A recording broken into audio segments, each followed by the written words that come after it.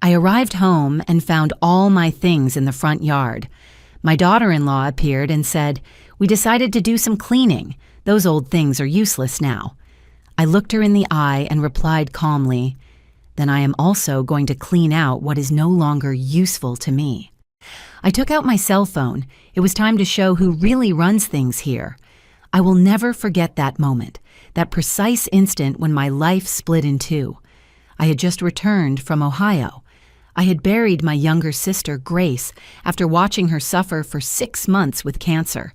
I was still wearing the black funeral dress sticking to my skin.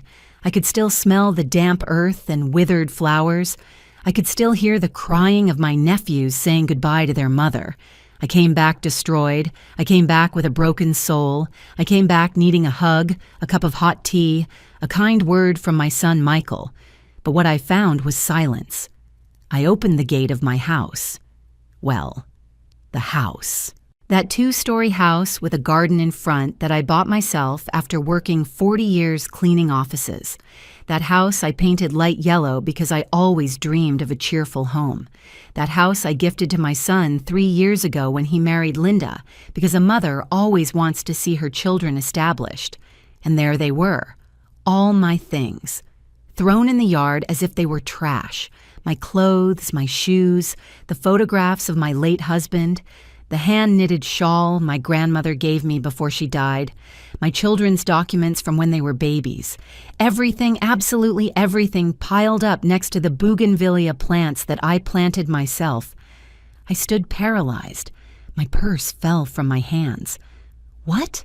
I whispered, feeling the air escaping my chest. And then she appeared. Linda came out of my house with a smile on her face. She was wearing a new dress, one of those that cost at least $200. Her hair was freshly styled, her nails perfect, makeup flawless. She looked as if she had just come out of a beauty salon, while I came from burying my sister. "Oh, Emily, I am so glad you are finally here," she said with that sweet and fake voice she always used with me. "We decided to do a deep cleaning of the house. You know, all those old things took up a lot of space and, well, they are useless now." I stared at her. My hands were trembling. "Old things?" I repeated slowly. "Linda, those are my belongings. There are the photo albums of my children, my personal documents, the clothes of—" "Oh, yes, I know," she interrupted me with a wave of her hand, like someone shooing away a fly. "But we needed the space in your room. We are going to turn it into the baby's room. Didn't Michael tell you? I am 3 months pregnant." I felt a blow to my stomach. Pregnant? And I found out like this? After throwing my things into the street? "Linda, I need to talk to Michael," I managed to say, although my voice was cracking. "He is working, Emily. He will be late, but do not worry. We left a little spot for you. Come, let me show you." She took me by the arm with that fake familiarity that irritated me so much. She led me to the back of the house, to the small utility room that we used to store tools and bags of cement. She opened the door. "Tada, you can stay here." We cleaned up a bit. We put in a folding bed. It is tiny, but sufficient. Mind you, we need you to be discreet. You know, with the baby on the way, we do not want stress or people who get in the way. I looked at that room. It measured no more than 6 feet by 6 feet. It smelled of dampness. The only window faced a dark alley. The folding bed had a thin and stained mattress. Something inside me broke, but something else, something deeper. It ignited. I looked her in the eye. Linda kept smiling, expecting me to lower my head, to accept, to say, "Thank you for leaving me a corner in the house that I bought." Instead, I took a deep breath. "You know what, Linda?" I said with a calm that even I did not know I had. "You are right. It is time to do some cleaning, a deep cleaning of everything that no longer serves me." Her smile faltered for just a second. I took my cell phone out of my pocket. I looked for a number I had saved for years. "Mr. Henderson, my lawyer." "What are you doing?" asked Linda, no longer with the fake sweetness in her voice. "Cleaning," I replied. "Exactly what you suggested." I dialed the number. I heard the ringtone, and while I waited for them to answer, I looked Linda straight in the eye. For the first time in 3 years, I did not look away, because in that moment, I understood something. I had gifted that house out of love, but never, ever had I gifted my dignity. And they were about to discover who really ran things there. If you want to know how a woman who lost everything recovered her power, subscribe to Elderly Stories, because this story is just beginning, and what comes next no one expects. Mr. Henderson answered on the third ring. "Emily, what happened?" His voice sounded worried. He knew I had just buried my sister. "Lawyer, I need to see you tomorrow morning." "It is urgent," I said, without taking my eyes off Linda. She had completely lost that fake smile. Now she looked at me with narrowed eyes, calculating, dangerous. "Are you okay?" asked the lawyer. "No, but I am going to be," I replied and hung up. Linda crossed her arms. "I do not know what you are planning, Emily, but I remind you that this house belongs to Michael and I am his wife. So if you want to stay here, you are going to have to follow our rules." I gritted my teeth. I wanted to scream at her that I had bought this house with the sweat of 40 years cleaning other people's bathrooms, that every brick of those walls carried my sacrifice, that Michael was barely 25 years old when I gifted it to him, without asking for a single dollar in return. But I said nothing, because I had learned something in my 67 years of life. Words without power are just noise, and I needed to recover my power first. "Is that so?" I said simply. "I will stay in the utility room." Linda blinked, surprised. I think she expected a fight. She expected drama. She expected me to cry or beg. "Ah, well, good that you understand," she said, recovering a bit of her composure. "And another thing, there is no more space in the refrigerator for your things, so you will have to buy your own food and keep it in your room. We also cannot be sharing the kitchen at all hours. The doctor says I must avoid stress." I nodded slowly. "Sure, no problem." "Perfect.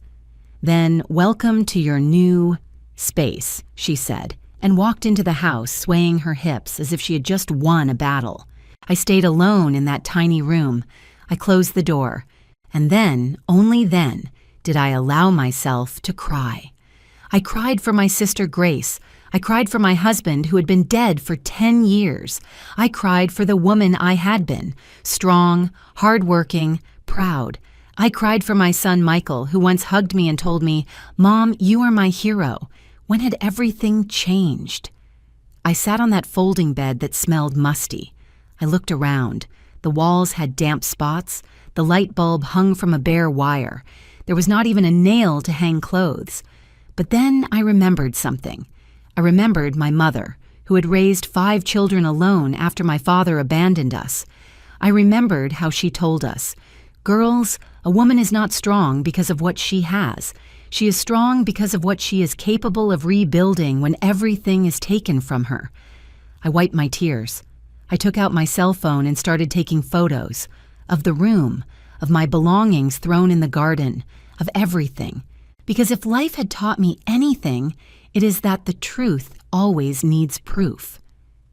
That night, Michael arrived past 11. I heard his car park. I heard voices. I heard Linda's high-pitched laughter. I waited. I thought he would come to see me, that he would knock on the door of the utility room, that he would ask me how I was after my sister's funeral. But he did not come. At midnight, when I could not take it anymore, I left the room. I walked barefoot down the hallway of my house, feeling the cold tiles under my feet. I knocked on the master bedroom door. "Michael?"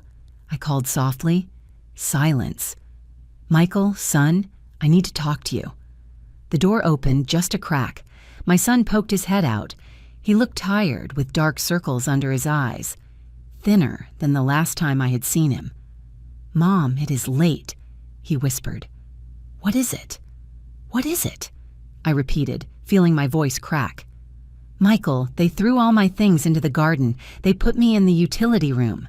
And you did not even tell me that Linda is pregnant." He lowered his gaze. "Mom, I was going to tell you, but you were in Ohio with Aunt Grace and I just buried my sister, Michael. I just said goodbye to the only family I had left of my generation, and I come home to find that I was treated like trash."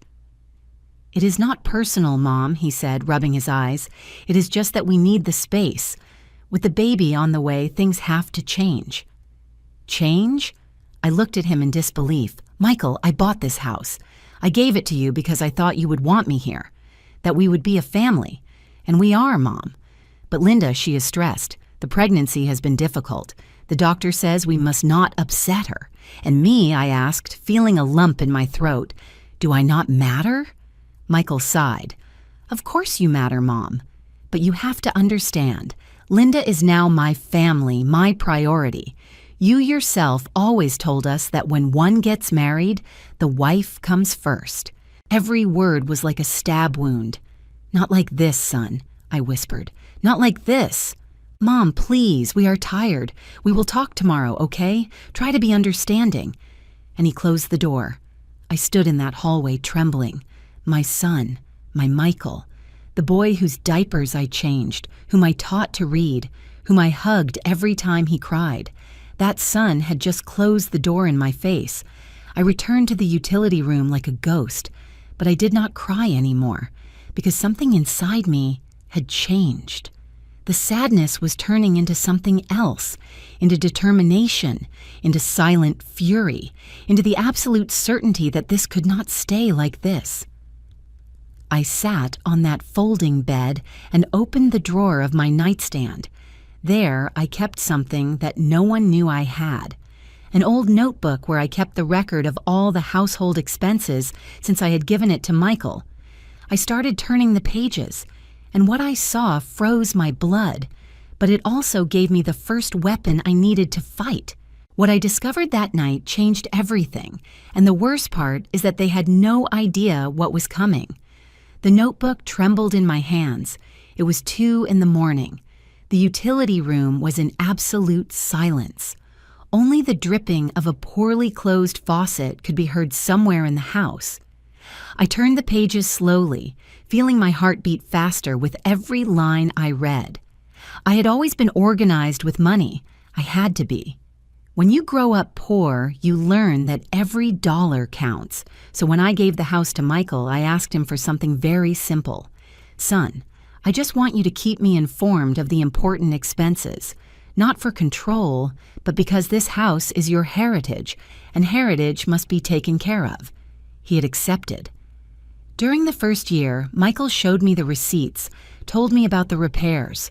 We were a team. But since he married Linda, everything had changed. I looked at the numbers again, feeling the blood rushing to my head. In the last 8 months, transfers for enormous amounts had gone out of the family bank account.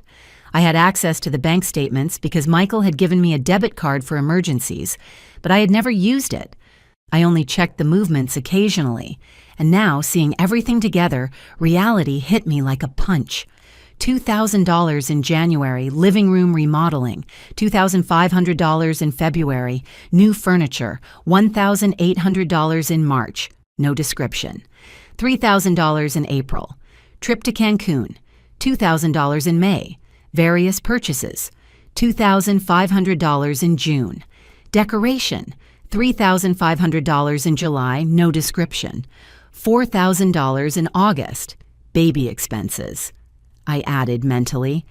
It was hard work because my hands were shaking so much I could barely hold the pencil. $21,000, almost $25,000 in 8 months. Where had that money come from? Michael earned well as an engineer, about $4,000 a month, but after paying for utilities, food, gas, there was not that much left. Definitely not enough to spend more than $2,000 a month on extras. Then I remembered something that froze my blood. When I gave the house to Michael, I also left him access to a savings account that I had maintained for years. It was money from my settlement when I retired, plus some savings I had gathered. Almost $30,000. I told him, "Son, This is for emergencies so that you never lack anything." With trembling hands, I searched through my papers until I found the last statement of that savings account.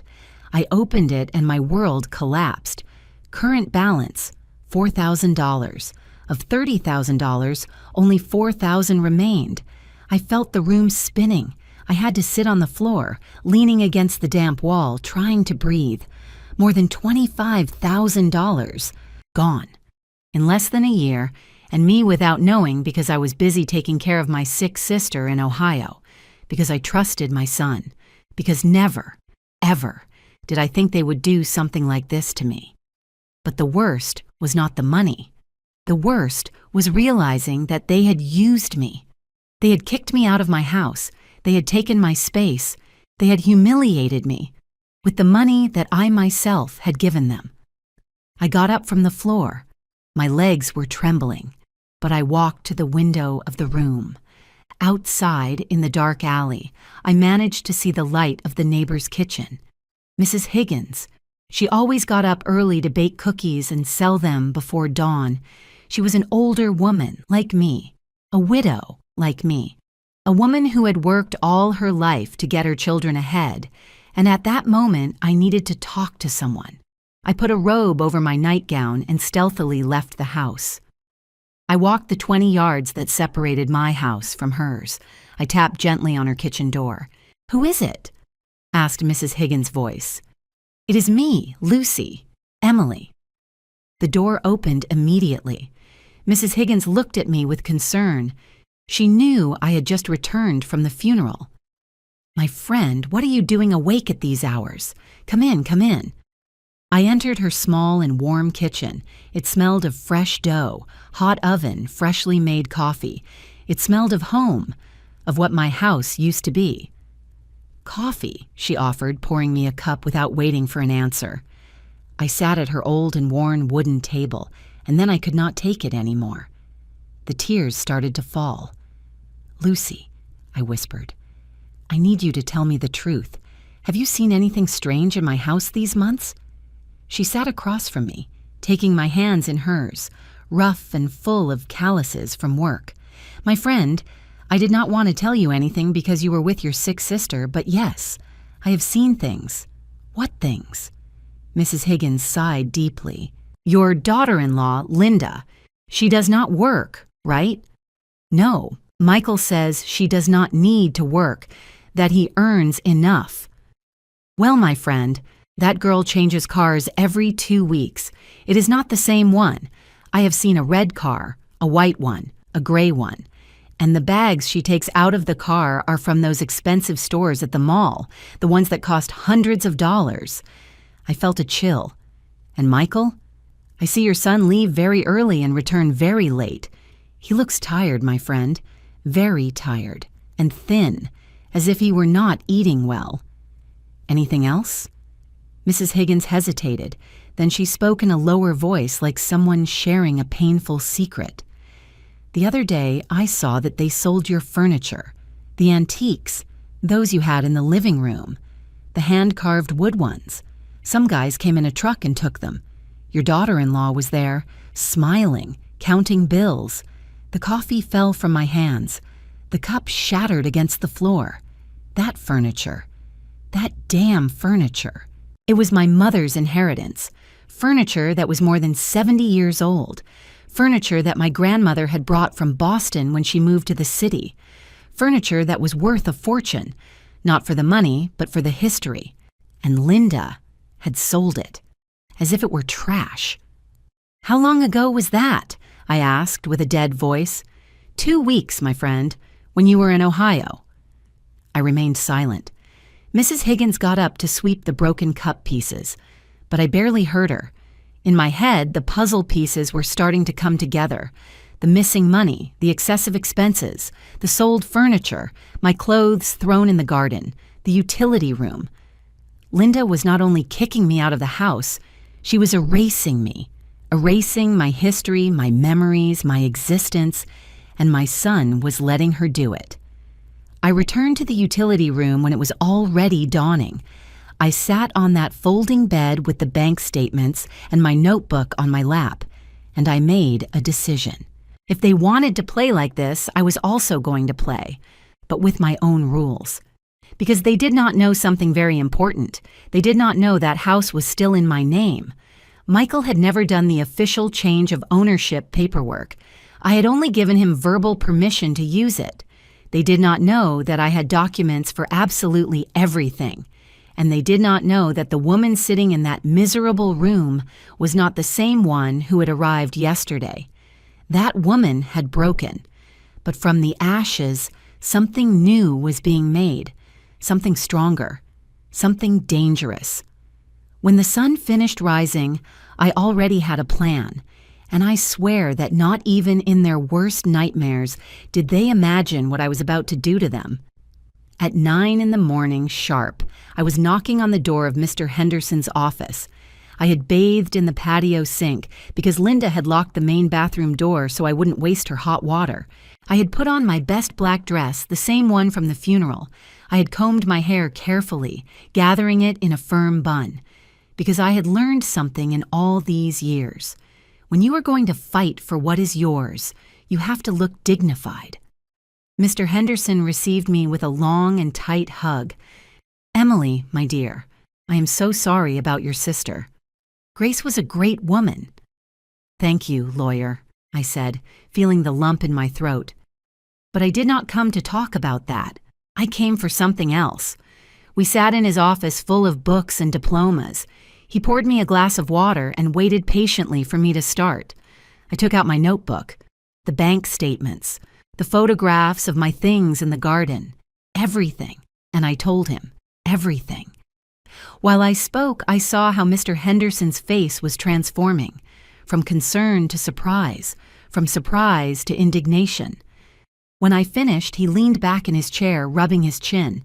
"Emily, this is serious, very serious. I know. Does your son know that you have access to those bank statements? He gave me the card years ago, but I think he forgot. I never used it." The lawyer nodded slowly, thinking. "Good. Let's go step by step.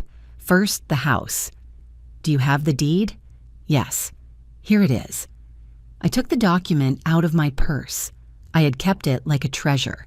He reviewed it carefully, turning every page with professional attention. And then he smiled. It was not a smile of joy. It was a strategist's smile. "Emily, do you know what we have here?" "What?" "The deed is still in your name. 100%. Michael never did the official change of ownership before a notary public." I felt my heart skip a beat. "But I gifted it to him?" "Yes, but legally. A real estate gift requires a formal act before a notary. You gave him permission to live there. You gave him what we call in-law accommodatum. Basically, you lent him the house. But the house is still yours." For the first time in days, I felt something akin to hope. That means that you can revoke that permission whenever you want.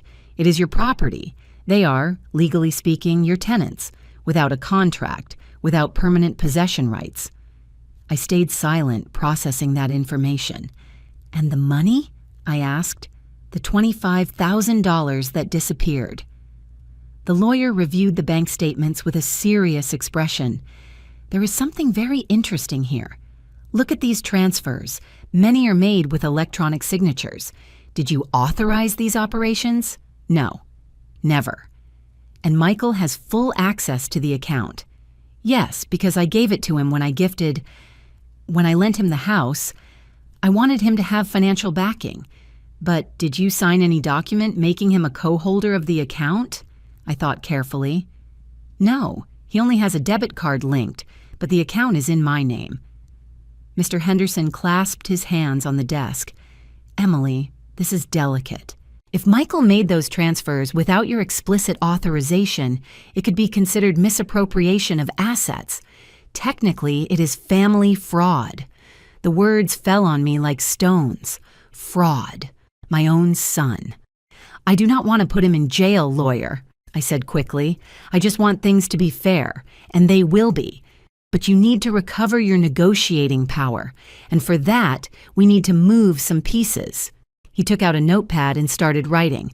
This is what we are going to do. First, right now, we are going to change all the passwords to your bank accounts. You will be the only one with access. I nodded. Second, we are going to make an official inventory of everything that was in that house when you gave it to Michael, including those antique furniture pieces they sold. You are going to formally report the unauthorized sale of your assets. Can that be done? Of course, because you never removed yourself from the deed. Legally, everything in that house was still yours. I felt the strength returning to my body. Third, we are going to formally notify Michael that he must vacate the property in 30 days, or alternatively, sign a formal lease agreement with monthly rent and very clear clauses. Rent? I asked, surprised. To my own son. The lawyer looked at me with those wise eyes that had seen 1,000 cases like mine. Emily, your son kicked you out of your house, put you in a utility room, spent your money without asking you, sold your mother's furniture. Do you really think they deserve to keep living there for free? He was right. All the right in the world. And if he refuses, I asked, then we start the eviction process. And believe me, with the evidence you have, a judge will rule in your favor in less than 3 months. I stood looking out the office window. Outside, the city bustled with its normal traffic. People going to work, street vendors, daily life. And I was there, about to completely change the course of my life. There is something else, said the lawyer, snapping me out of my thoughts. Do you have other assets, properties, accounts? I thought carefully. Yes, I have a small apartment in the working class district. It was my husband's. We have rented it for years. How much do you rent it for? $800 a month. And where does that money go? To a different bank account, one I opened years ago for the apartment's maintenance expenses. Michael does not know about that account. Mr. Henderson smiled broadly. Perfect. Then you have your own income. That changes everything. It means you can live independently if you decide not to return to that house. The idea hit me like lightning. Live alone? At my 67 years? After a lifetime taking care of others? Lawyer, I do not know if I can— Emily, he interrupted me with a firm but kind voice. What is it that you want? Really? In the bottom of your heart, what do you want? I remained silent. What did I want? I wanted my son to apologize. I wanted him to treat me with the respect I deserved. I wanted to recover my house, my space, my dignity. But more than anything, I wanted them to understand that I was not a hindrance. I was not an old piece of furniture that can be thrown away. I was not a nuisance to be gotten rid of.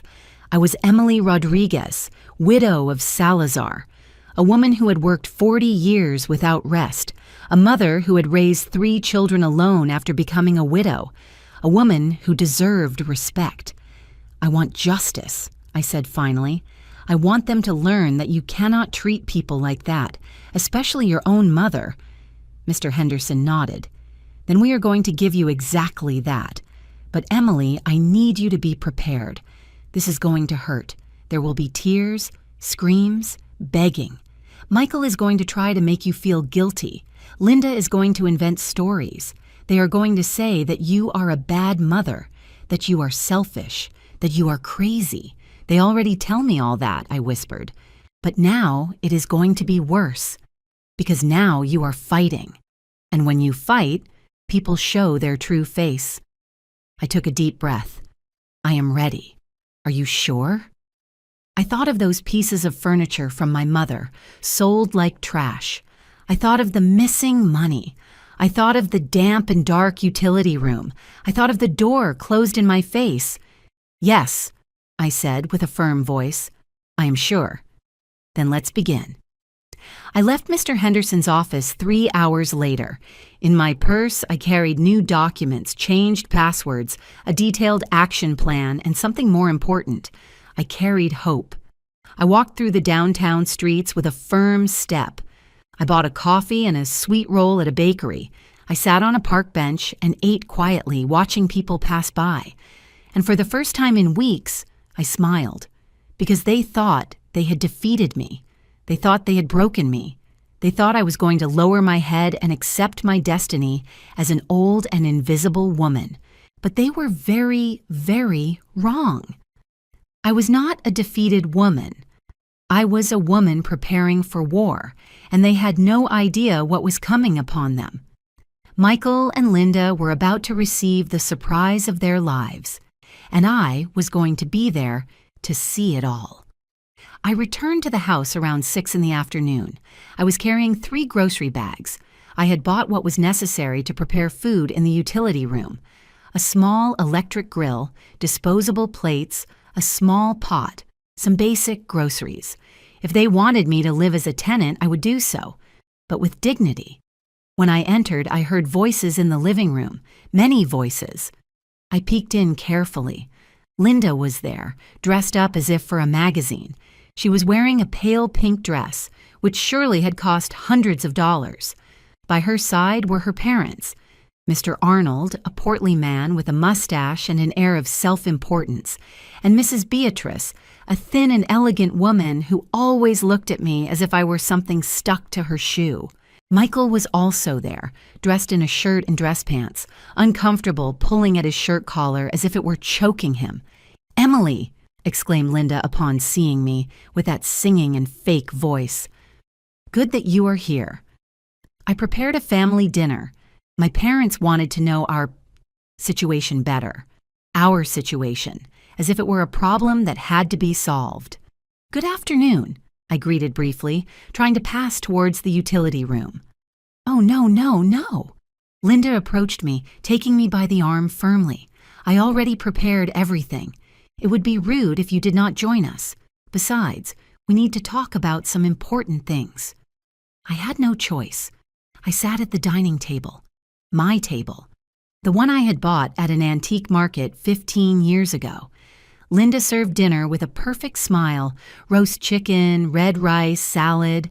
Everything looked delicious. Everything smelled of home. But the atmosphere was tense, like a guitar string about to snap. "Mrs. Emily," began Mr. Arnold, wiping his mouth with the napkin, "my daughter has told me that there have been some misunderstandings lately." "Misunderstandings?" I repeated, measuring every word. "Yes, well," intervened Mrs. Beatrice with a shrill voice. "Linda tells me that you feel displaced. But you have to understand, Mrs. Emily, that young people need their space, especially now with the baby on the way." I gripped the silverware tightly.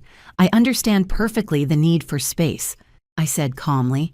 "What I do not understand is why they threw my belongings into the yard without asking me." "Oh, Emily, let's get over that." Linda made a dramatic gesture with her hand. "It was a simple communication error. I already apologized. Lie. She had never apologized to me." "And about the room," continued Mr. Arnold, "well, I think it is very generous of Michael and Linda to have given you a space. There are many people of your age who do not even have that. People of my age, as if I were a burden, a nuisance, a beggar thanking for crumbs." Michael said nothing. He just ate in silence, staring at his plate. "Besides," added Mrs. Beatrice, "at your age you should already be thinking about, well, making things easier for everyone. There are very nice residences for seniors, with nurses, activities, people your age. Wouldn't that be more comfortable?" There was the real reason for this dinner. They wanted to convince me to go to a nursing home. I looked at Michael. My son still did not look up. "Michael," I said firmly, "what do you think of this?" He finally looked up. His eyes were tired, empty. "Mom, I just want us all to be okay, for there to be peace." "Peace?" I repeated. "Are you asking me for peace while they plan to send me to a nursing home?" "It is not a nursing home, Emily," intervened Linda quickly. "They are luxury residences with gardens, with—" "I am not interested," I interrupted her. Silence fell on the table like a slab. Mr. Arnold cleared his throat uncomfortably. "Mrs.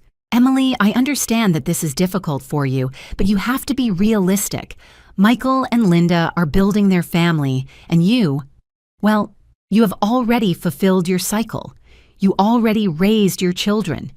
Now it is time for them to live their life. Every word was a slap, but the worst had not yet arrived. And about the financial issue, continued Mrs. Beatrice with the tone of someone talking business. Linda told me that there were some confusions with the bank accounts. There it was, the real reason for the dinner. They had realized that they could no longer withdraw money. There were no confusions, I said clearly. I simply changed the passwords to my accounts, as I should have done from the beginning. Linda dropped the silverware with a theatrical clatter. You see, Michael, I told you your mother was acting strange. Why would you do that, Emily? That money is for the family. That money is mine, I said, feeling my blood boil. Money that I saved for 40 years. Money that you spent without my permission. $25,000 in 8 months. What did you spend it on, Linda? Linda's face turned white, then red, then purple. How dare you? How dare I what? I got up from the chair. To ask for an accounting of my own money? To ask why you sold my mother's furniture without my authorization? To question why you treated me like trash when I arrived from my sister's funeral? Mom, please. Michael also got up with his hands extended. Do not do this. Not in front of them. Not in front of them. I looked at him in disbelief. Michael, they came to convince me to go to a nursing home, and you are worried about appearances? Mr. Arnold hit the table with his fist. Madam, you are being very rude. We came as a family to seek a civilized solution. Civilized? I let out a bitter laugh. Civilized is throwing my things in the yard? Civilized is selling my mother's belongings? Civilized is taking $25,000 from me without asking? That money was for the house, shouted Linda, no longer with any sweetness in her voice, to improve the house so that it is worth more. This house is already worth it, I said, pronouncing every word carefully, and it is still mine. The silence was absolute. Linda blinked, confused. What? You heard me. This house is in my name. We never did the official deed change. Michael lives here by my permission, a permission that I can revoke whenever I want. I saw how the color drained from Linda's face, how Mr. Arnold and Mrs. Beatrice looked at each other with panic, how Michael let himself fall into the chair with his head in his hands. No, it cannot be, whispered Linda. Michael told me the house was his. He promised me before we got married. Well, he lied to you, I said coldly, or simply never did the paperwork. The case is that this house is legally mine. Every brick, every window, every inch. Linda turned to Michael like a beast. Tell me it is not true. Michael, tell me this crazy old woman is lying. Michael raised his head slowly. He had tears in his eyes. It is true, he whispered. I never finished the paperwork. I thought that it was not urgent, that I would never what? Shouted Linda. That I would never find out? That I would never claim it? You told me this house was yours. I married you because you said you had assets. And there it was, the naked and raw truth. Linda had not married my son for love. She had married him for the house. For my house. Mrs. Beatrice got up indignant. This is unacceptable. Arnold, we are leaving. I am not going to stay to listen to these accusations. They are not accusations, I said calmly. They are facts. And I have documents that prove everything. Mr. Arnold pointed at me with his finger. You are a bad mother. A real mother would not do this to her son. Those words hurt. They hurt more than I could admit. But I was no longer going to let myself be hurt. A real mother teaches her children to respect, to value, to be honest. I did all that. If Michael did not learn, it is not my fault. It is his. I turned around and walked towards the utility room. Behind me, I heard the chaos. Linda crying hysterically, Mrs. Beatrice shouting insults, Mr. Arnold demanding explanations, Michael trying to calm everyone down. I closed the room door and leaned against it, trembling. It had been the hardest confrontation of my life, but also the most necessary, and it was just the beginning. That night, near 11, I heard violent knocks on the room door. "Mom, open up. We have to talk." It was Michael. I did not open. "Mom, please." Linda is very upset. The doctor said she could not get stressed for the baby. I continued without opening. "What do you want me to do? Ask for forgiveness on my knees? Cry? Tell me what you want and I will do it, but please do not take the house from us." I opened the door suddenly. Michael was undone. Hair disheveled, red eyes, wrinkled shirt, and for the first time I did not feel pity. I felt disappointment. "Michael," I said with a calm voice, "I am going to tell you something, and I want you to listen well. I never wanted to take anything from you. I gave you this house out of love. I gave you my money out of generosity. I gave you my space for family. I know, Mom, I know, but you treated me like trash. You humiliated me, you robbed me, you lied to me. And when I arrived broken from my sister's funeral, you threw me into the street. It was Linda's mistake. I did not know that. You knew," I raised my voice. "You knew and you did nothing. You closed the door in my face. You told me she was your priority. You told me to understand. It is just, she is my wife, Mom. I have to support her. And what am I? Trash? A hindrance that had to be gotten rid of?" Michael dropped to his knees in front of me. "Forgive me," he sobbed. "Forgive me, Mom. I was a coward. I was a bad son. But I beg you, do not leave us on the street." I looked at him there, kneeling, crying, and something inside me broke, but not from pain, from clarity. This was no longer my boy. This was a man who had chosen and had to live with the consequences of his choices. "I am not going to leave you on the street," I said finally, "but things are going to change, radically. Tomorrow you come with me to Mr. Henderson's office, and we are going to sign a contract with clear rules. Whatever you say, Mom, whatever you say. And Linda is going to pay me back every dollar she spent of my money. Either she pays it or you pay it. But it is going to be paid." Michael nodded desperately. Yes, whatever. "Now leave. I am tired." He got up slowly. Before leaving, he looked at me with beaten puppy eyes. "Do you hate me, Mom?" The question took me by surprise. "No, Michael," I said with sadness. "I do not hate you, but I do not recognize you either. The son I raised would never have done this to me." I closed the door, and for the first time in days I slept soundly, because I knew I had won the first battle. But the war was just beginning. The next morning, Michael and I went to the lawyer's office, and what happened there changed everything forever. Michael arrived on time at Mr. Henderson's office, but he did not come alone. Linda came with him, clinging to his arm like a tick. She wore dark glasses that covered half her face and a handkerchief in her hand, ready for the drama. When they saw me sitting in the waiting room, Linda stopped dead. "Is she coming?" she whispered to Michael, although loud enough for me to hear. "It is her lawyer, Linda. And her money," replied Michael with a tired voice. "Mr. Henderson received us in his office. His face was professional, serious, impenetrable. "Good morning, Mrs. Emily, Mr. Michael, Mrs. Linda. Please, take a seat." We sat down. Linda kept looking around with suspicion, like a caged animal looking for the exit. "Good," began the lawyer. "I called you here because there are legal matters that we need to resolve formally. First of all, we are going to clarify the situation of the property." He put a copy of the house deed on the desk. As you can see here, the house located on Jacaranda Street, number 247, is registered in the name of Mrs. Emily Rodriguez, widow of Salazar, 100%. There is no other owner. Linda took off her glasses abruptly. "That is impossible. Michael told me that." "What Michael may have told you is irrelevant," interrupted the lawyer with a sharp tone. "The legal facts are these.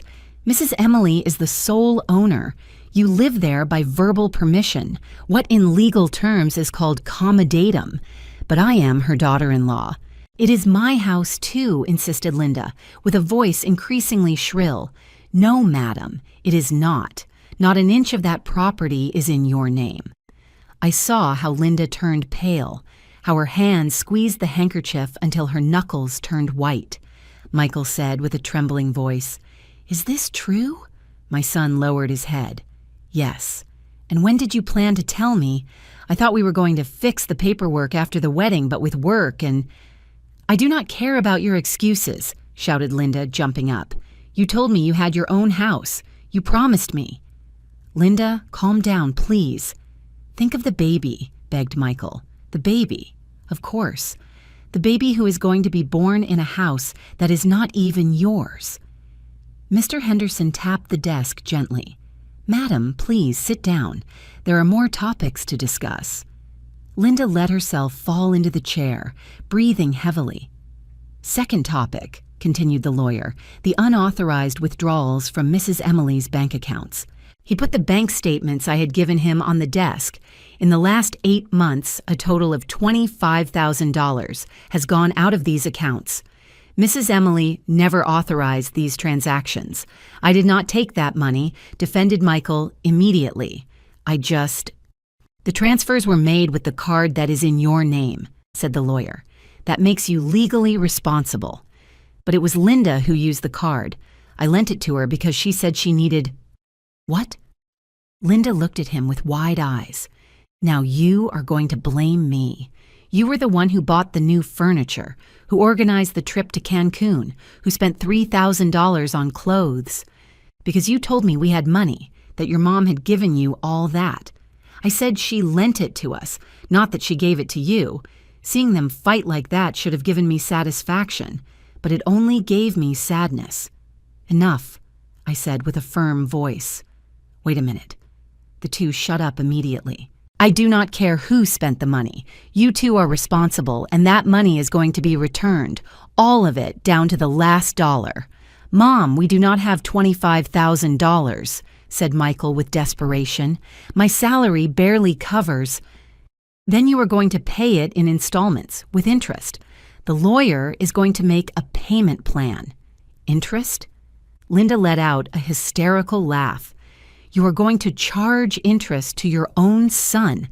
I am going to charge interest to the person who stole my money, yes. It is not theft, it is family money." "It was my retirement money," I said, feeling my voice crack. "Money I earned cleaning bathrooms and offices for 40 years. Money I was going to use for my medical expenses when I got older. And you spent it on trips and clothes." Linda opened her mouth to respond, but the words did not come out. "There is one more topic," continued Mr. Henderson. "The antique furniture that was sold without authorization, according to Mrs. Emily. They were pieces more than 70 years old. Family inheritance. How much did you sell them for?" Absolute silence. "How much?" I repeated. Michael swallowed hard. $800. I felt the world stop. $800? I whispered. "You sold my mother's furniture? Pieces of hand-carved mahogany, furniture that was worth more than $5,000. For $800? The buyer said they were very old, that they needed restoration," murmured Michael. "Because they were antiques," I exploded, getting up from the chair. "That is why they were worth so much. That furniture was the last inheritance I had left from my mother." "Emily, what does it matter now?" said Linda with weariness. "They were just old furniture. Something inside me broke, but not from sadness, from fury." I approached Linda slowly. She leaned back in her chair, scared. "Just old furniture?" I said with a dangerously low voice. "Just old furniture?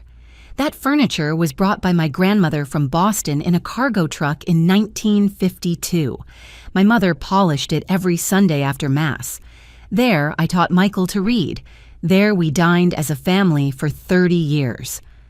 I did not know," stuttered Linda. "You did not know because you never asked. Because for you, everything that is not new and expensive is worth nothing. Just like me, an old woman who is useless, a burden to be gotten rid of. It is not like that." "No?" I took out my cell phone and showed them the photographs I had taken the day I arrived from the funeral. Look at this. Look, my things thrown in the garden.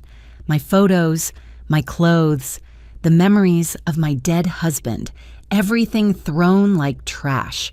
Linda looked at the photos and paled. I thought that they were things you no longer used. And that is why you threw them out without asking me, without waiting for me to return from my sister's funeral? It is just that we needed space for the baby.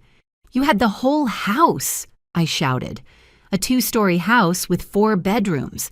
What did you need my room for? What did you need to humiliate me for? Linda put her hands to her face and began to cry, but she did not move me anymore. I had seen too much. I had suffered too much. Lawyer, I said, turning to him, I want them out of my house. I want to start the eviction process. No, shouted Michael, jumping up. Mom, please, we cannot leave. We have nowhere to go. Linda is pregnant. You should have thought about that before treating me the way you did. Mrs. Emily, intervened the lawyer, legally, I can start the eviction today. In 30 days, they have to vacate. That leaves us on the street, sobbed Linda, with a baby on the way. What kind of grandmother are you? Those words hit me like a punch. What kind of grandmother was I? One who had lost everything. One who had been betrayed. One who was tired of being trampled on. But then I looked at Linda. I really looked at her, and I saw genuine fear in her eyes. I saw a young and stupid woman who had made terrible mistakes, but who was pregnant. Who was going to bring my grandchild into the world? I sighed deeply. I am not going to leave you on the street, I said finally, but this is what is going to happen. You are going to sign a formal lease agreement. You are going to pay $700 a month in rent. You are going to pay me back the $25,000 in payments of $600 a month for 4 years. And if you miss a single month, I evict you without hesitation. $700 rent plus $600 debt. That is $1,300 a month, exclaimed Michael. We won't make it. Then Linda is going to have to work. Like the rest of the world, I am pregnant. And I worked until the 8th month of pregnancy with Michael, cleaning floors on my knees. So do not come to me with excuses. Linda looked at me with pure hate. You will regret this, she hissed. When your grandchild is born, you are not going to know him. We are not going to let you get close. You are going to die alone and bitter. Her words hurt, but they were no longer going to control me. If that is my cross, I carry it, I replied, but I am not going to be a slave in my own house ever again. Mr. Henderson prepared the documents right there. Michael signed them with trembling hands. Linda refused to sign at first, but Michael forced her. When we left the office, they left in their car without saying a word to me. I stayed standing on the sidewalk, breathing the fresh morning air. I had won, but I did not feel victorious. I felt empty, destroyed, because I had recovered my house, but I had lost my son, and I did not know if I could ever forgive myself for that. But the story does not end there, because 3 days later, something happened that changed everything again, and this time it was worse than I ever imagined. 3 days after signing the contract, I woke up in the utility room with a pain in my chest that was not normal. It was not sadness. It was something physical, real, terrifying. A pressure that squeezed me as if someone were crushing my heart with their hands. I tried to get out of bed, but my legs did not respond. The air did not reach my lungs. The room began to spin. Help, I whispered, but my voice barely came out. I tried to hit the wall so someone would hear me, once, twice. On the 3rd time, my arm fell without strength. Everything went black. I woke up in a hospital bed. The fluorescent lights hurt my eyes. There was a constant beeping of a machine next to me. I felt a needle stuck in my arm, connected to an IV bag. She is awake. I heard a woman's voice. A nurse approached to check on me, taking my blood pressure and pulse. How do you feel, Mrs. Emily? What? What happened? I managed to say with a raspy voice. You had a mild heart attack. Your neighbor found you unconscious and called the ambulance. You are very lucky to be alive. Mrs. Higgins, my guardian angel. How long? You've been here for 8 hours. We already notified your family. 2 of your children are outside. They arrived an hour ago from Chicago and Houston. 2 children? Michael? I asked. The nurse hesitated for a moment. Your son Michael was notified 7 hours ago. He has not come. Those words hurt more than the heart attack. My son. The one who lived 20 minutes from the hospital. He had not come.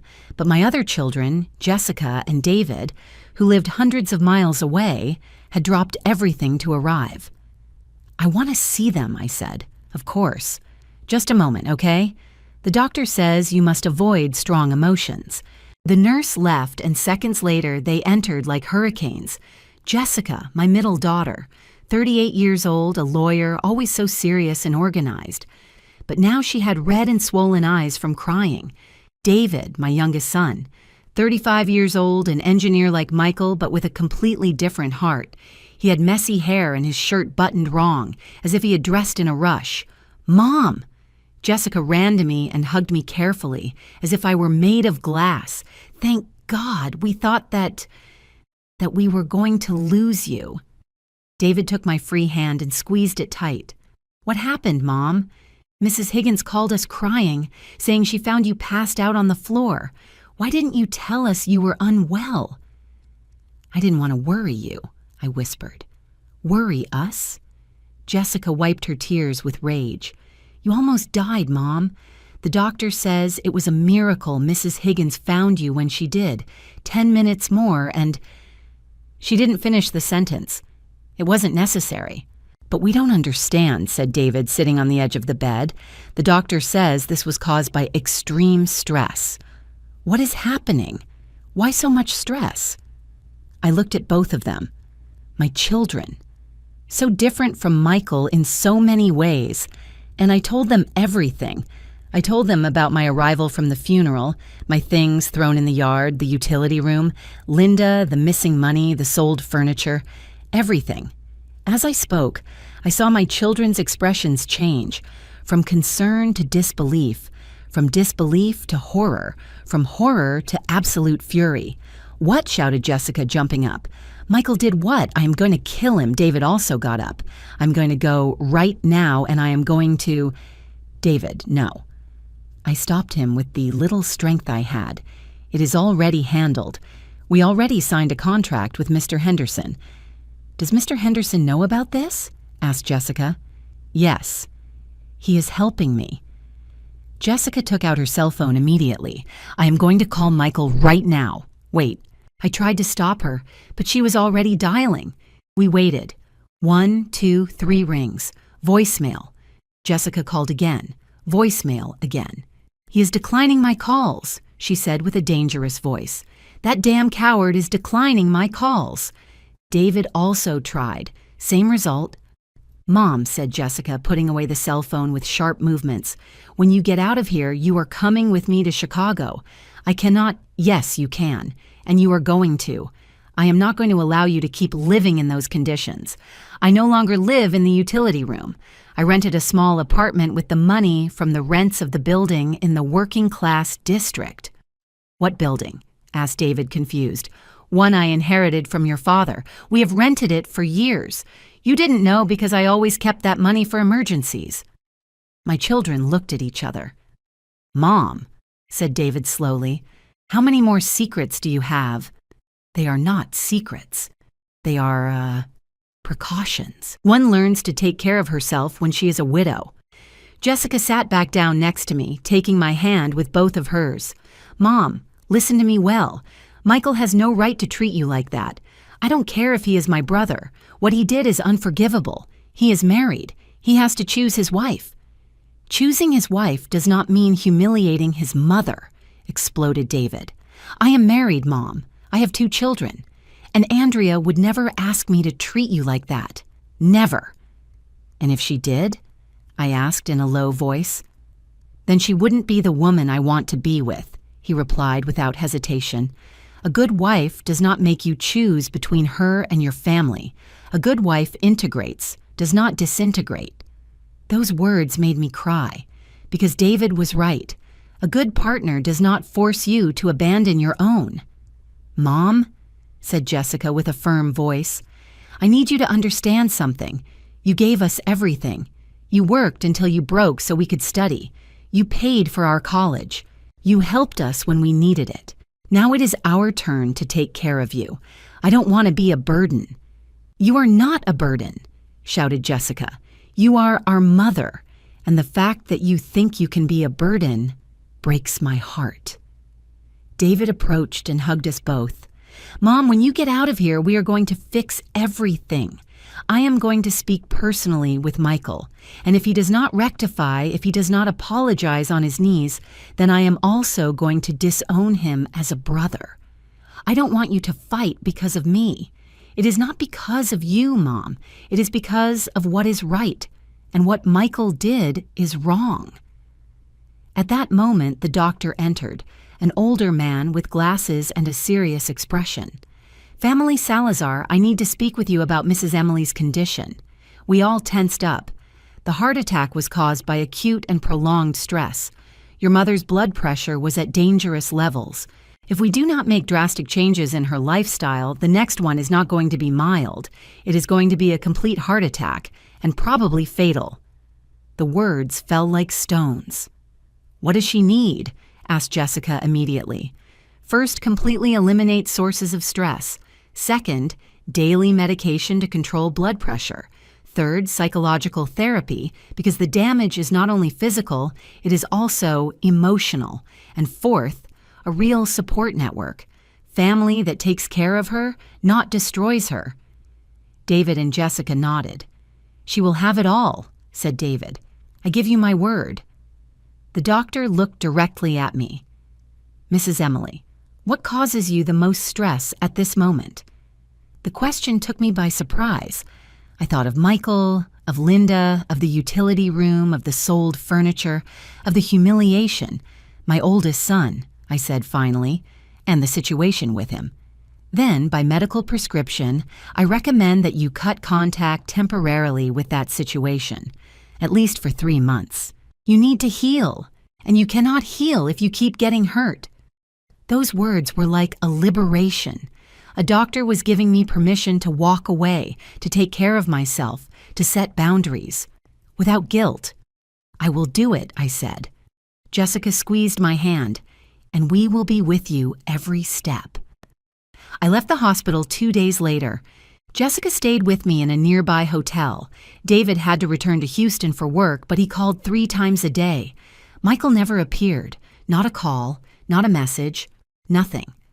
But I no longer expected anything from him, because I had discovered something important in that hospital bed. I had been looking for love in the wrong place. Michael had shown who he was, and I had to accept it.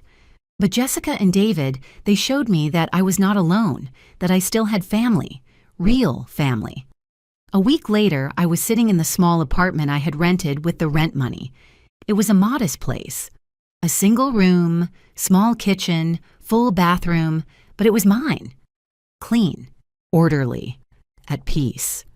Jessica helped me decorate it. We bought plants, new curtains, a comfortable rocking chair to read. And for the first time in months, I felt at home. I was drinking coffee at the little table by the window when my cell phone rang. An unknown number. I hesitated before answering. "Hello? Mrs. Emily? This is Mr. Henderson. Lawyer, good morning. I have news. Michael just deposited the first payment. $1,300, $700 for rent, and $600 for the debt." I stayed silent, processing. "Really?" "Yes. And there is something else. Your daughter-in-law, Linda, got a job. In a department store, perfume saleswoman.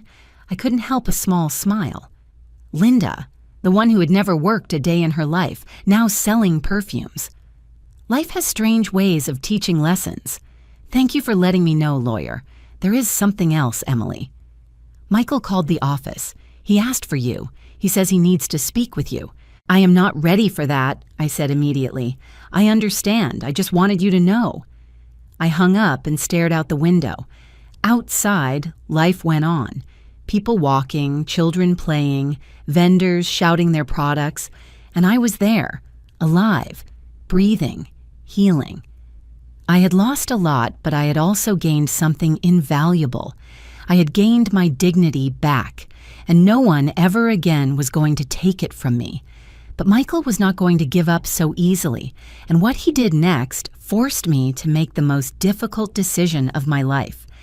2 weeks after leaving the hospital, I was watering the plants on my small balcony when I heard knocks on the door. Strong, desperate, persistent. Mom, please, I know you are there." It was Michael. I stood paralyzed, with the watering can still in my hand. "Mom, we have to talk, please, it is important." I didn't want to open. The doctor had told me to avoid stress. Jessica had made me promise not to see Michael until I was stronger, but he was my son, and as much as he had hurt me, he was still my son. I opened the door just a crack. Michael was destroyed. He had lost at least 20 pounds. He had deep circles under his eyes. His clothes hung from his body as if they were 2 sizes too big. He looked like a ghost of himself. "What do you want, Michael?" I asked with a neutral voice. "I need to talk to you, please." 5 minutes.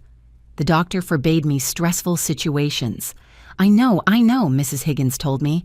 "Mom, I didn't know you were so bad. If you had known, you were notified 7 hours before your siblings, and you didn't go." Those words hit him like a slap. I saw his eyes fill with tears. "Linda didn't let me go.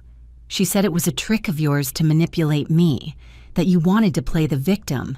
I believed her. And when I realized my mistake, you had already left the hospital, and I didn't know where you were. Jessica and David found me without a problem, because they are better children than me," he said with a broken voice. "Mom, please, just let me in for 5 minutes. I need to tell you something important." Against my better judgment, I opened the door. Michael entered and looked around the small apartment. I saw shame on his face, pain, regret. "It is nice," he said in a low voice. "Small but cozy. It is what I can afford with the rents from your father's building." He sat on the sofa carefully, as if he were afraid of breaking something. "Mom, I came to tell you that you were right, about everything."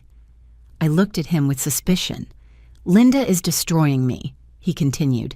"Since we signed the contract and she had to work, she has become unbearable. She spends her time complaining, saying that everything is my fault, that I promised her a life and gave her another. And she is right, isn't she?" I said without emotion. "You promised her a house that wasn't yours. I know." He put his hands to his face. "I know, and it was my mistake. A huge mistake. But Mom, I am trapped. I have a baby on the way. I cannot divorce now. Did you come to tell me that? To cry about your marital problems? No, I came to—" He took a deep breath. "I came to ask for your forgiveness, on my knees if necessary, for everything, for throwing your things away, for the utility room, for the money, for Grandma's furniture, for closing the door in your face, for not going to the hospital, for being the worst son in the world." Tears ran down his cheeks, and I felt nothing. That was the most terrifying thing, that my own son was crying in front of me and I didn't feel the impulse to comfort him. "Michael," I said slowly, "does Linda know you are here?" He shook his head. "I escaped while she was working. If she finds out, she is going to go crazy. Why? Why? Because she is still angry with you. She says you ruined our lives, that you took everything from us." I let out a bitter laugh. "I didn't take anything from you. I set boundaries. There is a difference. I know. I know, Mom. But she doesn't see it that way. And how do you see it?" Michael looked up at me. "I see that I lost my mother for a woman who doesn't even respect me, who screams at me, who blames me for everything, who threatens to take my son away if I don't do what she says. Then divorce her." I said simply. "I cannot. We are expecting a baby, Michael." "I was 7 months pregnant with David when your father died. I had to go on alone. If you can work, you can support your child. with or without Linda. But, no buts. Either you stay with her and accept the consequences, or you separate and build a new life. But you cannot go on like this, destroying yourself, and you cannot come here expecting me to solve your life." Michael remained silent for a long time. "Don't you love me anymore, Mom?" he asked with a small child's voice. That question broke my heart. "I will always love you, Michael. You are my son. I carried you in my womb. I raised you. I taught you to walk, to speak, to read. But I no longer trust you, and I am not sure if one day I will be able to do it again. What do I have to do?" he begged. "Tell me what I have to do to regain your trust." "Grow up," I said simply. "Stop being a child who expects his mom to solve everything. Make decisions like an adult. Defend what is right, even if it is difficult. And if I do, if I change, will you forgive me?" "I don't know, Michael. Honestly, I don't know." He got up slowly from the sofa. He seemed older than he was, tired, defeated. "Then I only have to prove it to you with actions," he said, "no longer with words." He walked to the door. Before leaving, he turned one last time. "When the baby is born, would you come to meet him?" The question caught me off guard. If you invite me for real, if they treat me with respect, if Linda accepts my presence without drama, then yes, I will go. Thank you, Mom. And he left. I stood in the middle of the apartment, trembling. Jessica was right. Seeing him had been stressful, but also necessary because Michael needed to hear the truth, and I needed to tell him. That night, I couldn't sleep. I kept turning the conversation over in my mind. Michael's words, his destroyed face. Had I been too harsh, too cold, or was I simply protecting my heart from more damage? At 2 a.m, my cell phone rang. It was Jessica. "Mom, are you awake?" "Yes, daughter. What is it?" I just received a very strange call from a woman who claims to be Linda's mother. My blood froze. "Mrs. Beatrice? What did she want?" "She wants to meet with you. She says it is urgent, that she has information you need to know about Linda and Michael." "Information? What kind of information?" "She didn't want to tell me over the phone, just that it is serious and that it could change everything." My mind started racing. Why would Linda's mother want to speak with me after how she treated me at that horrible dinner? "What do you think?" I asked Jessica. "I think you should listen to her, but not alone. I am going with you. Can you come from Chicago? I am already on my way. I left 2 hours ago. I arrive tomorrow afternoon. My daughter, always protecting me. Thank you, Jessica. That is what we are here for, Mom. No one is going to hurt you again, not while I breathe." The next day, Jessica and I met Mrs. Beatrice in a downtown coffee shop. She arrived on time but looked different from the arrogant and elegant woman I had met. Her hair was unkempt, deep circles under her eyes. Her hands trembled while she held her purse. "Thank you for coming," she said with a broken voice. "What is it that you want, Mrs. Beatrice?" asked Jessica with a professional and cold tone. Mrs. Beatrice took an envelope out of her purse. She put it on the table. "I need you to know the truth about my daughter, about what she really is." I opened the envelope with trembling hands. Inside were documents. Many documents. Bank statements, photographs, printed messages. And what I saw there left me breathless. Because Linda was not just a manipulative and capricious woman. She was something much, much worse. And what I was about to discover was going to change everything. Absolutely everything. What Mrs. Beatrice revealed to me that afternoon was so shocking that I couldn't believe it. And when Michael found out, his world was going to collapse completely. My hands trembled as I reviewed the documents. Credit card statements I didn't know, all in Linda's name, all with huge debts. $12,000. I read aloud, feeling my mouth go dry. And credit cards. How is it possible? Mrs. Beatrice had red eyes. She looked years older than the last time I had seen her. My daughter is addicted to shopping, a compulsive shopper. She has been like this since she was 20. Her father and I have paid her debts 5 times. 5. And she always falls back. Jessica took the documents and reviewed them with a lawyer's eye. These cards were taken out 3 years ago, long before she married Michael. Exactly, agreed Mrs. Beatrice. Linda met Michael on a dating app. When she found out he had a house, well, she saw the perfect opportunity. Wait, I interrupted her, feeling nauseous. Are you telling me that my daughter-in-law married my son for interest? Not only that, my daughter lied to him about the pregnancy. The world stopped. What? I whispered. Mrs. Beatrice took more papers out of the envelope. Medical studies, prescriptions, printed text messages. Linda cannot have children. She has had a problem with her uterus since she was 18. We have known since then. The doctors were clear. Natural pregnancy is impossible. Jessica and I looked at each other with horror, but she is pregnant. We saw her at dinner. She mentioned the doctor. She said she couldn't get stressed. She is lying, said Mrs. Beatrice with a broken voice. There is no pregnancy. There never was. Check these messages. She passed me her cell phone. They were WhatsApp conversations between her and Linda. Linda? I already told Michael I am pregnant. He was happy. Mrs. Beatrice. Linda, you cannot do this. When he finds out you lied, Linda, he isn't going to find out. I am going to say I lost it in a few months, but by then I will be well installed in the house. Mrs. Beatrice, this is wrong, very wrong.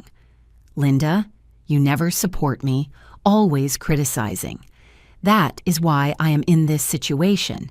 I need this house, Mom. I need to get out of debt or they are going to sue me. I felt like I was lacking air. Michael knows nothing of this? Nothing. Linda is very good at lying. She always has been. She bought maternity clothes. She searches for pregnancy symptoms on the internet to fake nausea. She even bought positive pregnancy tests on the internet to show him photographs. Why are you telling me this? I asked. You are her mother. Why betray your own daughter? Mrs. Beatrice put her hands to her face and began to cry.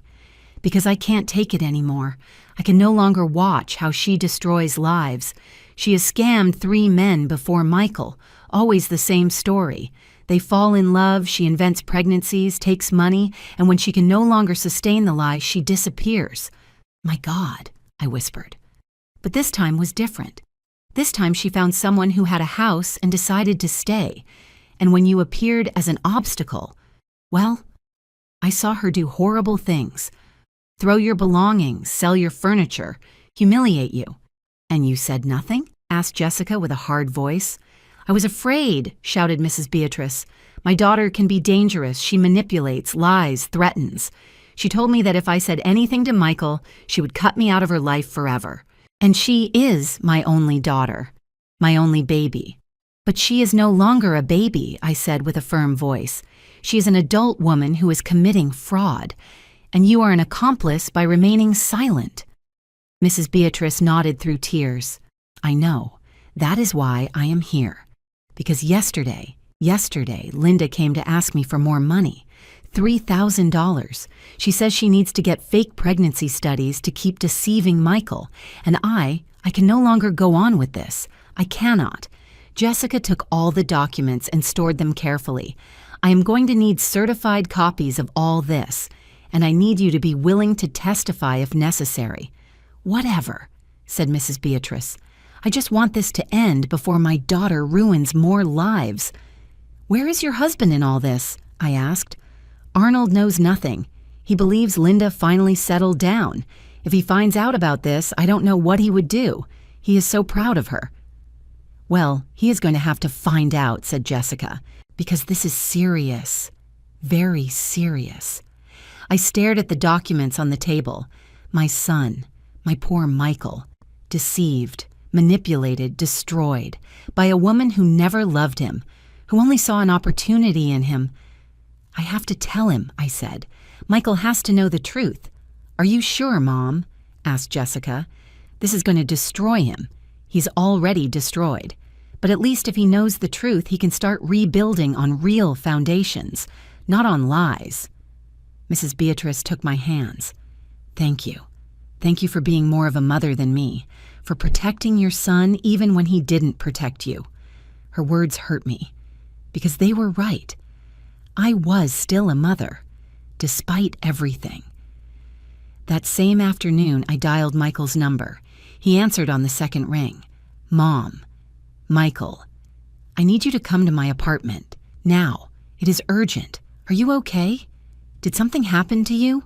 I am fine, but we need to talk. Bring Linda with you. Linda? But Mom.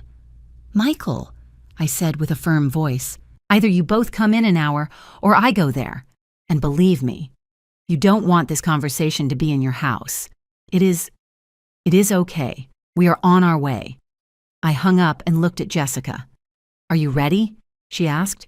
No, but it has to be done. 40 minutes later, they knocked on the door. I opened. Michael was there, nervous, pulling at his shirt collar. Beside him, Linda with a grumpy face and tight maternity clothes. I hope this is important, Emily, said Linda with a bored tone. I had to ask for permission at work. Come in, I said simply. They entered.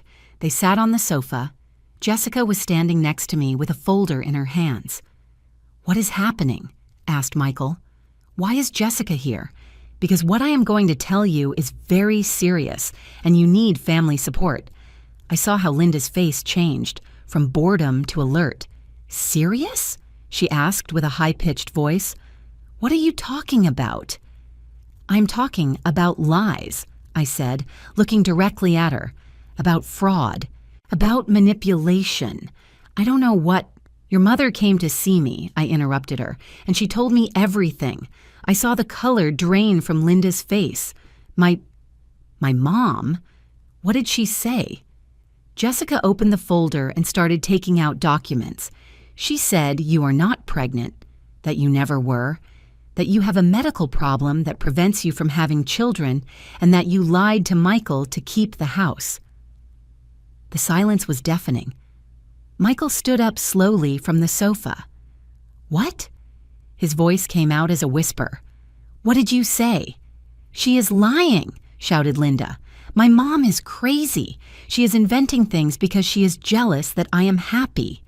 Here are the medical documents, said Jessica, showing them. Certified, with your full name, diagnosis. Bicornuate uterus with severe adhesions, impossibility of natural pregnancy. Those are old, from years ago. Now I am better. The date is from 6 months ago, said Jessica coldly, when you were already married to Michael. And here is the conversation with your mother where you admit you are lying about the pregnancy. She showed him the cell phone with the messages. Michael took it with trembling hands. He read, once, twice, 3 times, and then he let himself fall onto the sofa with his head in his hands. No, it cannot be, he whispered. Michael, my love, listen to me. Linda knelt in front of him. I am pregnant, I swear. Those documents are fake. Your mom invented them to separate us. Why would your own mother give me this information then? I asked. Because she hates me. Because she has always hated me. Linda, said Michael with a dead voice looking up. Show me pregnancy studies, recent, from a real doctor with your name. Linda opened her mouth, closed it, opened it again. I have them at home. Lie, said Jessica. Your mother also told us you bought positive pregnancy tests online, that everything has been a setup from the beginning. No, I am pregnant. I am. Then let's go to the hospital right now, said Michael, getting up. Now. And you get an ultrasound. In front of me. Linda froze. It is late. The hospitals. Emergency hospitals are open 24 hours, said Jessica. Let's go. Now. No, I am not going. I don't have to prove anything to you. And there it was. The wordless confession. Michael looked at her with eyes full of tears. Tell me the truth, he said with a broken voice. Please, just tell me the truth. Linda remained silent for a long time, and then, slowly, she began to cry. "I am not pregnant," she whispered. "I never was." The scream of pain that came out of Michael broke my soul. He put his hands to his head, pulling his hair, walking in circles like a caged animal. "Why?" he shouted. "Why did you do this to me? Because I needed the house. Because I have debts. Because I was desperate. And what about me? Did I not matter? My feelings? My life? It was going to work. I was going to tell you I lost it in a few months, and that's it. No one had to get hurt. You destroyed me." Michael was weeping loudly. "I left my mother. I allowed you to humiliate her. I spent all my money. And all for a lie?" Linda tried to approach him, but Michael recoiled as if she were poison. "Don't touch me. Never touch me again. Michael, please. Get out," he roared. "Get out of here. I don't want to see you ever again." Linda looked at me with pure hate. "This is your fault," she hissed. "You ruined everything. We could have been happy. Happiness built on lies is not happiness," I said calmly. "It is just an illusion waiting to collapse." Linda took her purse and left the apartment, slamming the door. Michael let himself fall to the floor, crying like a small child. I approached slowly. I sat on the floor next to him, and for the first time in months, I hugged him. My son, my poor, broken son. "I am sorry, Mom. I am sorry. I am so sorry. You were right. About everything. And I was an idiot. An idiot who hurt you for someone who was worth nothing." "Shh." I rocked him gently. "It's over. It's over. Will you be able to forgive me one day?" "I already forgave you, son," I said, feeling my own tears fall, "from the moment you decided to come looking for the truth." We stayed like that, on the floor of my small apartment, crying together. Because sometimes, to be able to rebuild, you first have to collapse completely, and my son had just hit rock bottom. But I was going to be there to help him get up, because that is what mothers do. They forgive, they heal, they rebuild, even when it hurts, especially when it hurts. The truth had come to light, but there was still one last decision to make, one that would change our lives forever. The following days were a whirlwind. Michael initiated the divorce immediately. With the evidence we had, the fake pregnancy fraud, the hidden debts, the messages confessing the manipulation, the lawyer said it would be quick and decisive. Linda tried to fight. She demanded financial compensation. She threatened to sue for emotional damage. She even invented that Michael had mistreated her. But every lie crumbled before the evidence. Mrs. Beatrice, keeping her word, testified against her own daughter. It was heartbreaking to see her in court, crying while she told the truth. Mr. Arnold, upon finding out everything, suffered a nervous breakdown. He spent 3 days in the hospital. When he got out, he forbade Linda from returning to his house. Linda was left alone. No house, no husband, no family. And although part of me felt pity, another part, the part that had been humiliated and destroyed, knew that this was justice. Not revenge, justice, the natural consequences of her actions. 2 months after the divorce, Michael and I were sitting in my apartment drinking coffee. He had moved into a small studio near his work. He was thinner still, but his eyes had a clarity I hadn't seen in years. "Mom," he said, stirring sugar into his coffee, "I have been thinking a lot about everything, about how we got here." "And," I asked, and I realized something. I didn't marry Linda for love. I married for fear. Fear of what? Of being alone, of not being enough. When Dad died, I was barely 15, and I saw you work until you broke to get us ahead. I always wanted to prove to you that it was worth it, that your sacrifice was worth it. His voice cracked. So when Linda appeared, pretty, sure of herself, interested in me, I thought it was my opportunity to have the perfect family, to show you that I had made it. "Michael, but I did it all wrong," he continued. "Instead of protecting you, I hurt you. Instead of honoring your sacrifice, I trampled on it. I betrayed everything you taught me to impress someone who never loved me. Tears rolled down his cheeks. How can you forgive me? How can you even look at me after what I did to you? I got up from my chair and sat next to him. I took his face in my hands, like when he was a child and had nightmares. Michael, listen to me well. We all make mistakes. Everyone. What is important is not the mistake, but what you do after committing it. You recognized your mistake. You asked for forgiveness. You ended a toxic relationship. You are rebuilding your life. That requires more courage than never making a mistake. Do you really forgive me? I already told you. I forgave you from the moment you had the courage to seek the truth. We hugged tightly, and I felt that something that had broken between us was starting to heal. It wasn't completely healed. There were still scars. It still hurt, but it was healing, and that was enough for now. 3 months later, my phone rang. It was an unknown number. Hello? Mrs. Emily? This is Mr. Henderson. Lawyer, what happened? I have news. Linda was arrested this morning. I felt a knot in my stomach. Arrested? Why? Fraud. It turns out that after the divorce with Michael, she tried the same trick with another man, a businessman from Phoenix. She told him she was pregnant, took money from his accounts, sold some of his belongings. My God, but this man was smarter. He hired a private investigator. He discovered her entire history, the previous scams, the fake pregnancies, everything, and he filed criminal charges. And now she faces charges for aggravated fraud. It could be up to 8 years in prison. Besides, the other previous victims are joining the class action lawsuit. Her mother is also testifying.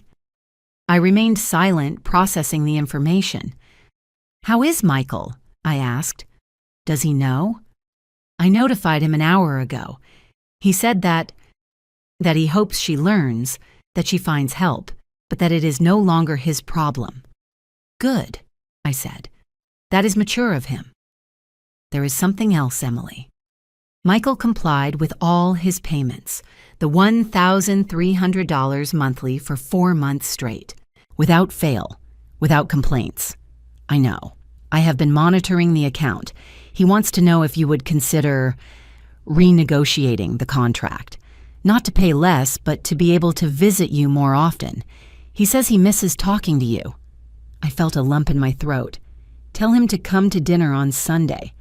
I am going to make roast beef, his favorite. I heard the smile in the lawyer's voice. I will tell him. And Emily, it gives me pleasure to see that things are improving. Thank you, lawyer, for everything. Sunday came and Michael arrived with flowers and a chocolate cake. You didn't have to bring anything, I told him as I opened the door. I wanted to. It is the least I can do. We ate together. We talked about his work, his new apartment, his future plans. We talked about Jessica and David, about the grandchildren who lived far away. We talked about everything and nothing, like we used to do before Linda appeared. And it was normal, comfortable, healing. When we finished dinner, Michael took an envelope out of his backpack. What is that? I asked. Open it. I opened it carefully. Inside were legal documents. They were the deeds to the house, transferred completely to my name, without conditions, without commodatum, without anything. Michael, what is this? It is yours, Mom. It always was. But now it is official, 100% yours. I renounce any right over it. But the house was for you. It was a gift that you were ashamed to keep. But you need a secure heritage, a place of your own, and that house is yours. I am going to build my own path, as I should have done from the beginning. Tears ran down my cheeks. And where are you going to live? I am going to stay in my apartment. I am saving to buy something of my own in a few years, something I earn, not something given to me. Michael, let me do this, Mom. Let me show you that I learned, that I grew, that your sacrifice was not in vain. I hugged him tight, my son, my boy who was no longer a boy, who was finally becoming the man I always knew he could be. 6 months later, I was in that same house on Jacaranda Street, but now it was different. I had cleaned every corner. I had painted the walls new colors. I had put plants in every window. Jessica had helped me renovate the kitchen. David had helped me repair the garden. And Michael came every Sunday to eat with me. Sometimes he brought his siblings. Sometimes he came alone. But he always came. Punctual, respectful, loving.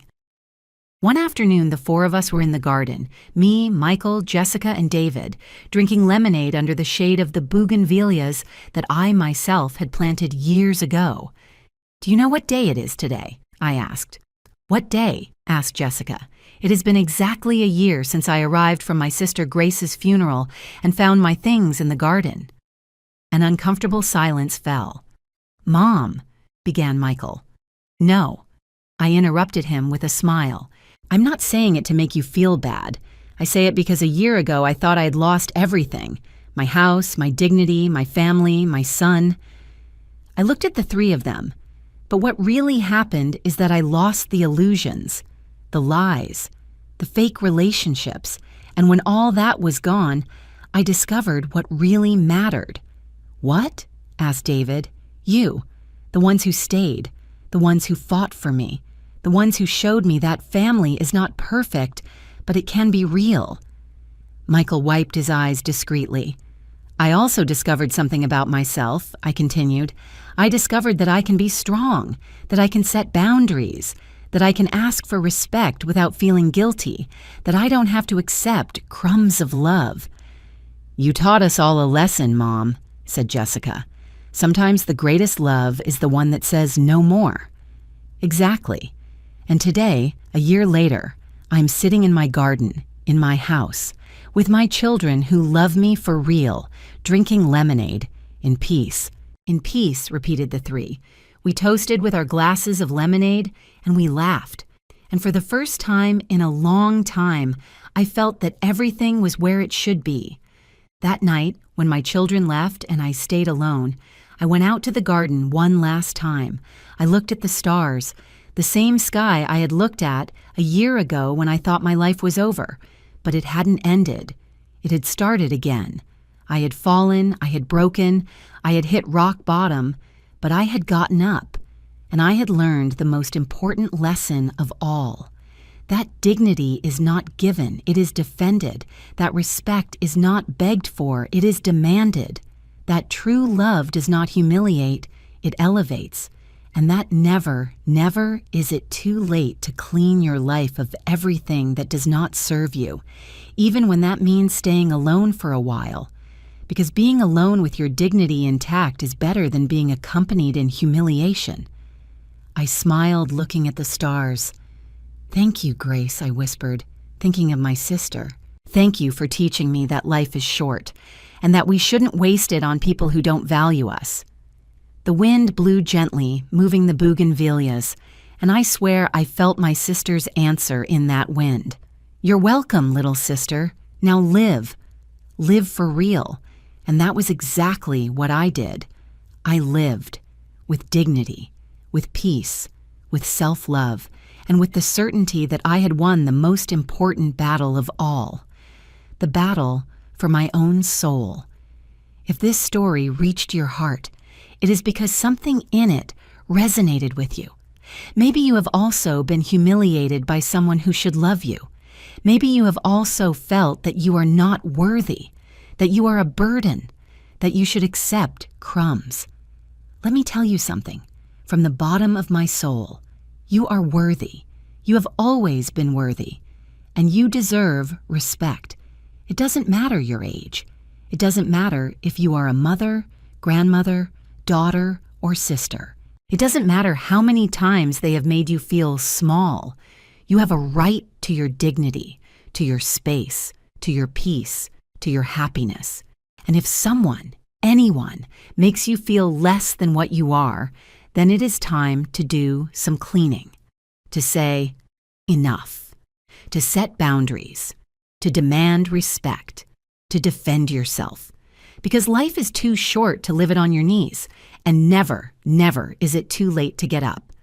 I did it at 67. You can too. If this story touched your heart, leave me a comment telling me where you are watching me from. Mexico, Colombia, United States, Spain. I would love to know that these words reached you. Like if you believe that dignity is priceless. And subscribe for more stories of brave women who decided not to give up. Because we all have a warrior inside waiting to wake up. We just need the courage to let her out. The end.